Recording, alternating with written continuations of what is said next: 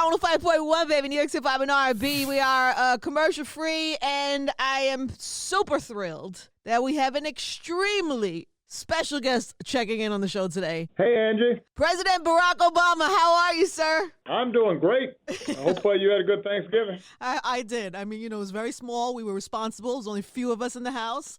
I would expect no less from you. Well, thank you. Thank you for your confidence in my responsibility level.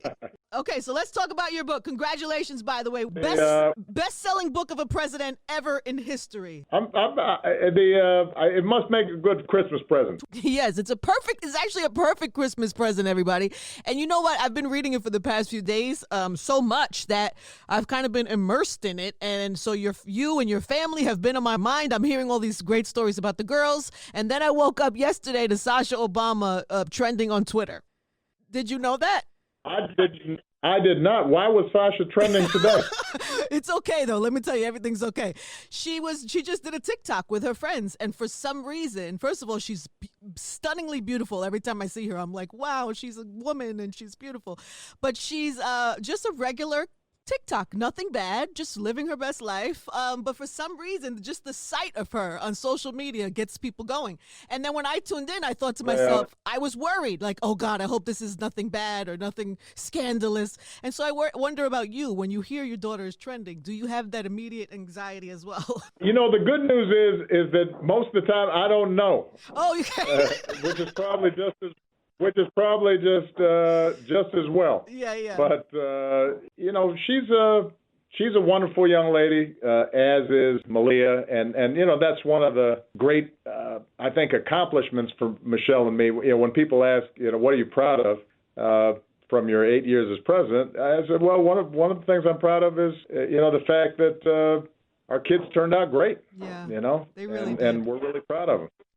I want to talk to you about this book. So The Promised Land, of course, everybody gives this like unbelievably intimate look at your time in the White House. But for really quick, I want to talk to you about my time in the White House, because honestly, Mr. President, I had never in my life, you know, I'm this young Puerto Rican girl coming up, you know, in New York and wound up with this career in radio. Never in a million years would I dream I would be invited to the White House. And during your administration, I was invited, 5 times for parties, for criminal justice reform panels. And, you know, it really affected me. It really made me understand that my voice, my audience, my platform had an access to the White House. Like it just really affected me. And I know I'm not the only person that's had that experience, because your administration really, embraced the hip hop community in a way that we never had been embraced before. And I got to imagine that was intentional. Well, it was intentional. You know, I think Michelle and I both saw the White House as the people's house. Yeah. So the first time I think you came was during a spoken word. Yes. and poetry concert, which, by the way, I think that was the first time that Lin-Manuel Miranda performed the opening song for Hamilton. Correct.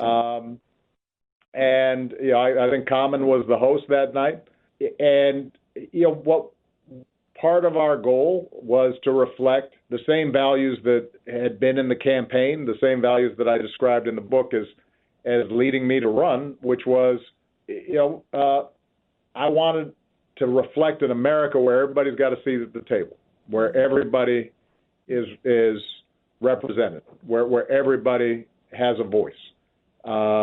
You know, regardless of their race or their religion or their ethnicity. And that, I think, was one of the hallmarks of, you know, the 8 years we were there. And, you know, some of that's reflected in policy, right, in terms of getting everybody health care or making sure that, you know, we were fighting for, you know, DACA kids and dreamers. But it was also reflected in culture and music and who was working there. I worried for you a few times that it would backfire because there was one party that I went to where D Nice was DJing, Dave Chappelle was on the mic, you and Mrs. Obama were upstairs, I believe, sleep or just not participating. And I felt like you were the parents in your room and we had been left in the basement till like 2 a.m. to party in the White House. And, you know, some of the language was not really appropriate. There was really like deep, dark hip hop playing down there. It was such an incredible experience, but I worried for you. I worried that you would be. Well, that's the reason why we asked people to deposit their phones before they came in. Although sometimes those rules were broken, but you know, look, you know, we had some wonderful times there, but and I write about in the book the fact that a lot of people just see the news part of the White House, right. But the White House is also a place where not only did we live, but we had this incredible group of people, you know, everybody from the butlers who were all black or Hispanic. Some of them had served since Richard Nixon.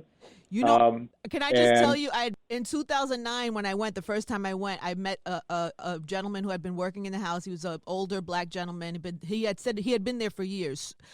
He had been many presidents. He said of all the presidents, you were the first one to actually speak to him directly from his whole time. Well, and some of these guys, you know, they would come to us and they'd say, look, you know, we think of you like family. Right, because we never thought you would be in this kind of. We would see some little girls who look like our granddaughters running around the White House, and you know, part of what the book's about is to try to describe and give people a sense of all those amazing people who aren't in the limelight. They're not on, you know, the nightly news, but they're part of what allowed us to do what we did and allowed us to be successful. Yeah, I loved meeting that man. I loved that story. Who do you look at now as like the new generation of leaders, the new group of voices that are going to kind of shape the future of the country? Well, look, I mean, you know, we've got a wide variety of folks. You have people in public office. You know, folks like AOC obviously get a lot of attention, and you know, charismatic. Bold, has you know powerful ideas, but you also have activists.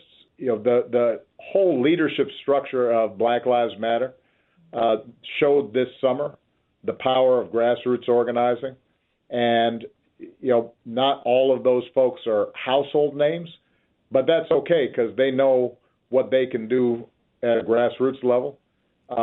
You know, you have. Michelle and I, through our foundation, the Obama Foundation, our whole goal is to generate and promote young leadership around the country. And, you know, we meet everywhere we go, folks who are doing stuff with ex-offenders, you know, people who are working on climate change, folks who are doing stuff in terms of, you know, providing, you know, science and math education to poor kids in rural areas or in inner cities.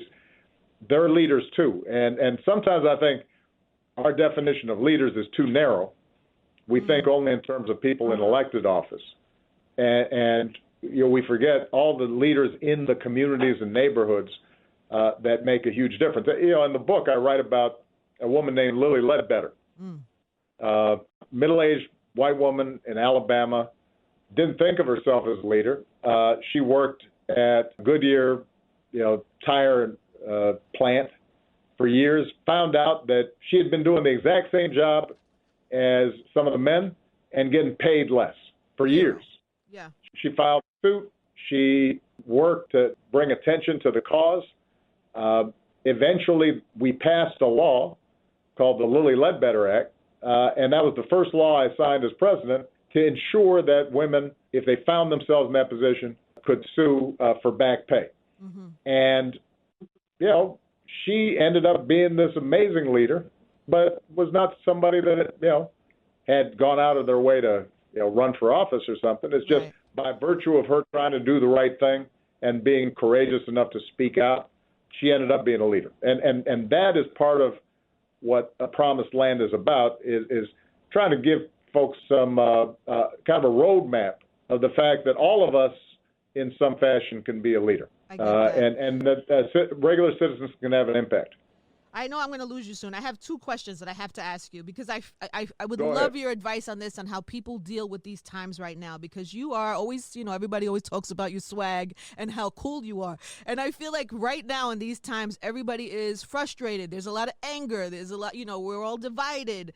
It is very easy to Right. lose your cool when you're confronted with you deem the opposite side. Like, our buttons are being pushed every day. And, while there are legitimate fears that we should have, there's just fear being fed to us every day. Well, a couple tips I'd just say. That, number one is, I'm pretty good about taking the long view on things. So much of what we stress about are just the ups and downs of life.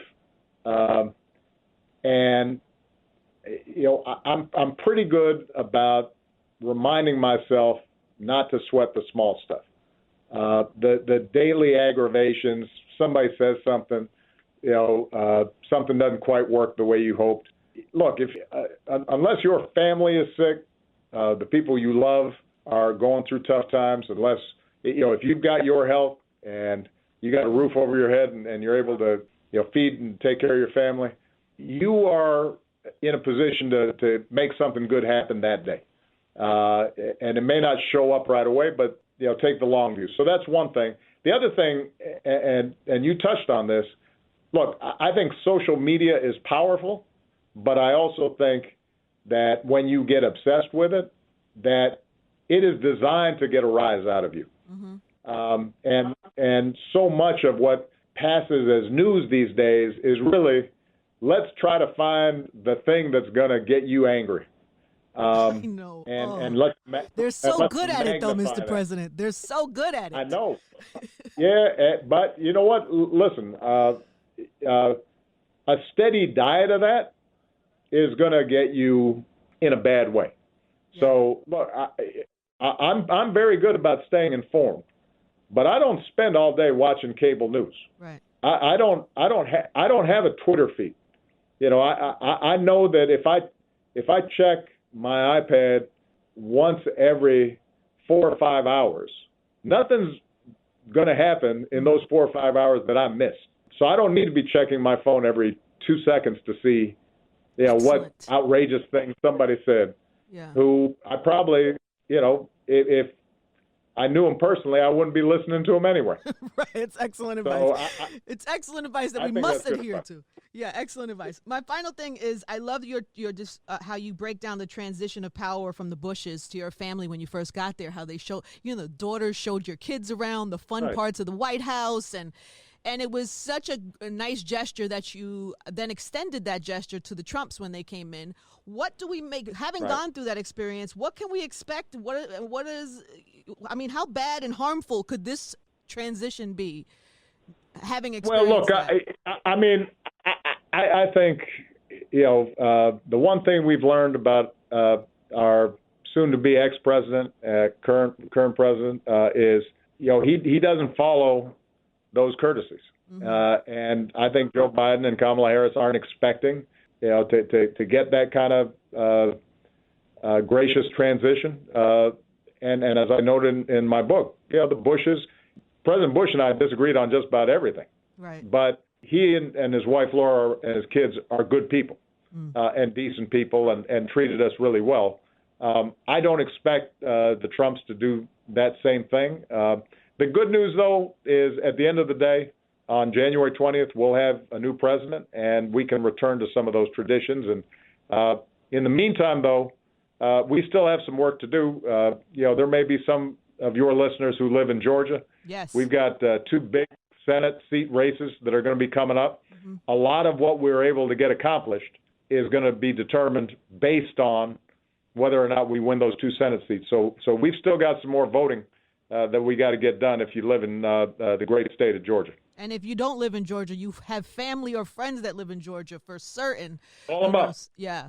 And December 7th, I believe, is the cutoff for registration in Georgia. Absolutely. So people still have a chance to have an impact and make a difference. Well, we encourage everybody to do that. Thank you so much for your time. I could talk to you forever. I'm looking forward to the Netflix content that's going to come out from you guys. And And I thank you for everything. And, God bless you and your family, Mr. President. Thank you so much for talking today. I appreciate it, Angie, and everybody stay safe during this holiday season.